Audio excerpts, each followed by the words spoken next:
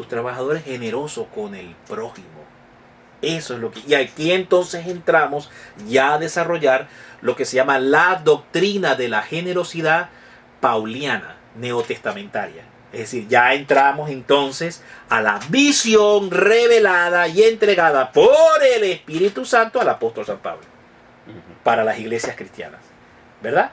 Entonces ya aquí dejamos de seguir a Moisés, sino que es visto de esta forma. Es a través del Nuevo Testamento estamos entendiendo y comprendiendo el Antiguo Testamento. Es decir, desde la perspectiva luminante del Nuevo Testamento, arrojando luz para entender y comprender el Antiguo Testamento.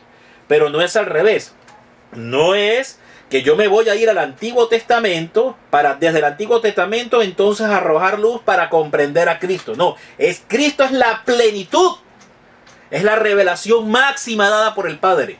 Y desde la plenitud de Cristo y desde esa luz que revela la plenitud de Cristo, yo voy a entender y comprender qué fue lo que fue dado, ¿verdad?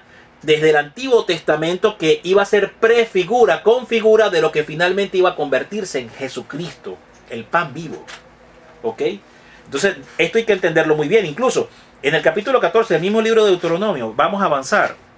Y vemos en el capítulo 22, dice, habla de la ley del diezmo, dice, indefectiblemente diezmarás todo el producto del grano que rindiere el campo, tu campo cada año. Comerás delante del Señor tu Dios en el lugar que Él escogiere para poner allí tu nombre. Y esto es importante. El lugar que Dios escogiere para poner allí su nombre. Entonces habla de un sello de propiedad, un sello de posesión.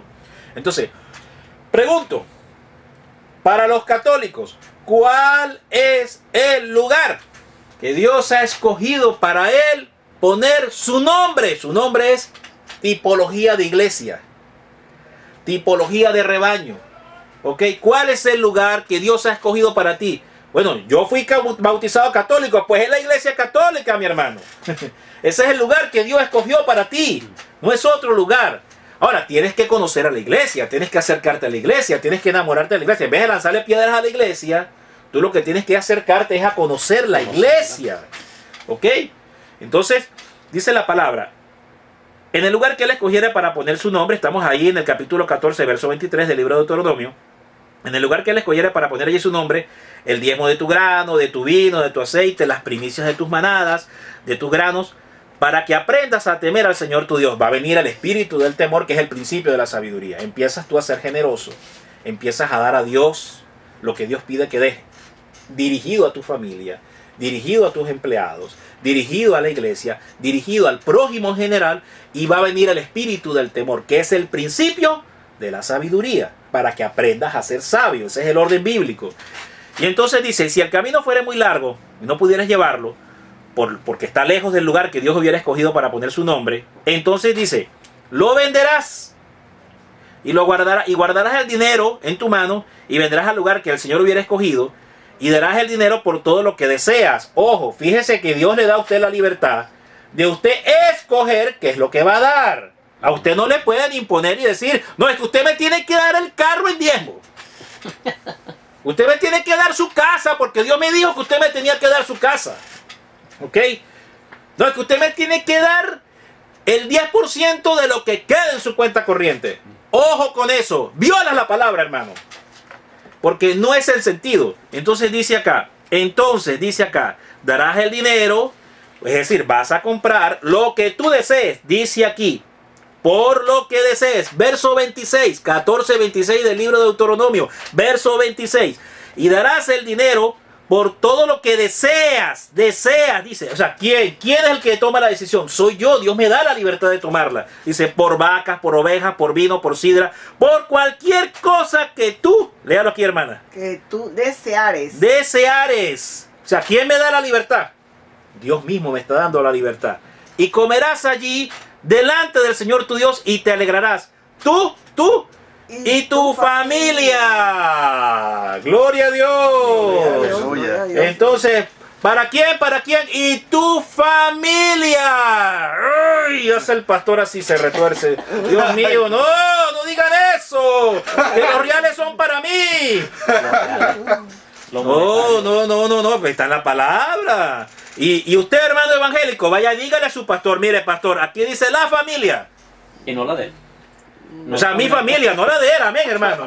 No la de él, o sea, tu familia. Ahora, yo no estoy diciendo, hermano, que es que usted no va a ser generoso con su congregación, que usted no va, es decir, si usted, Dios le pone en su corazón el dar, porque Dios dice, cada quien dé como propuso dar en su corazón, con liberalidad, con alegría, porque Dios ama al dador alegre, ¿no? Eso está en 2 Corintios capítulo 9. Entonces, fíjese usted, eso no quiere decir, hermano, que usted que me está escuchando, que usted no pueda darle una ayuda, darle un auxilio pues a una obra de Cristo, a una congregación. No, usted puede hacerlo, por supuesto que hacerlo. Lo que no está bien es que te manipulen y que te pongan una camisa de fuerza usando la palabra de Dios, porque eso se llama tergiversar la palabra de Dios. Entonces tenemos que usar recta y limpiamente la palabra de Dios. Y eso, incluso Dios, el apóstol Pedro al final en su epístola habla sobre este caso, habla precisamente sobre este caso.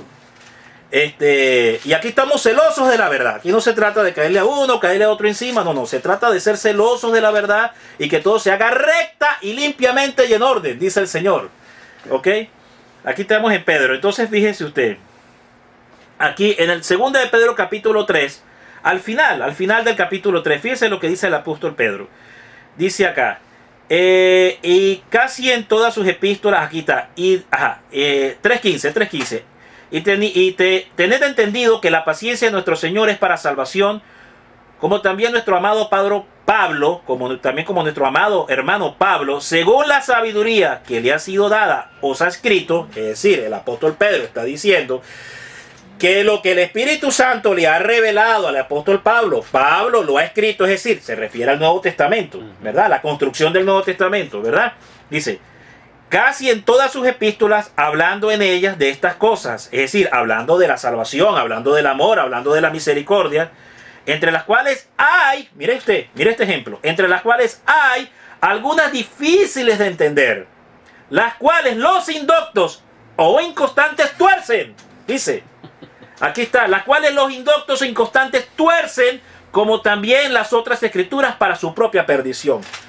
Palabra de Dios, mi hermano. Entonces, fíjese usted que el mismo apóstol Pedro ya advertía esta situación, de que iban a tomar inconstantes e indoctos, y la palabra indocto se refiere que no está adoctrinado en la sana doctrina, que no está bajo el cobijo de la voz del magisterio de la iglesia. Se refiere al magisterio de la iglesia. Usted no sigue la doctrina del magisterio de la iglesia, usted no sigue la doctrina catequética del catecismo de la iglesia, sino que usted se mete solo a la Biblia. Usted no se mete bajo la dirección del magisterio de la iglesia. Usted no se mete bajo esa instrucción revelada por 2000 años por el Espíritu Santo al magisterio de la iglesia, que es lo que se llama el buen depósito de la fe.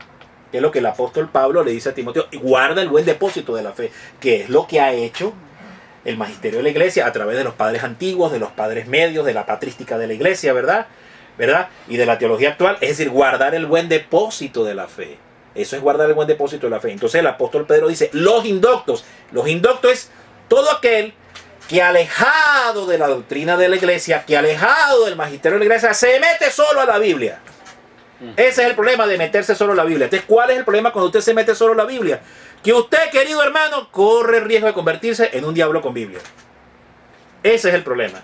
Sí. Y digo diablo con Biblia, y no estoy ofendiendo, ni estoy diciendo una herejía ni una blasfemia, porque vemos que el mismo Satanás predica también la Biblia. Ese es el problema. No hemos visto, le hemos oído, Pablo. Son 32 minutos luego de las 9, vamos a concluir porque tenemos compromisos pendientes aquí en el manantial. Mucha gente que ha estado llamando, hay una mensajería llena y tenemos personas que hay quienes felicitar. Vamos a ver esa conclusión que tú le vas a hacer llegar a todos los oyentes de este programa católico El Manantial como una despedida. Claro que vamos a hacer la oración, después de que hagamos una lectura vamos a hacer una oración por todas esas personas que se han comunicado y aquellos que están en sintonía y que no se han podido comunicar, pero como el Señor nos ama a todos, la bendición llega para todos. Vamos a una palabra de conclusión para hacer un cierre. ¿Qué le dirías tú ya para despedirte de todos estos hijos e hijas de Dios que a quien el Señor ha despertado, ha elegido, ha escogido.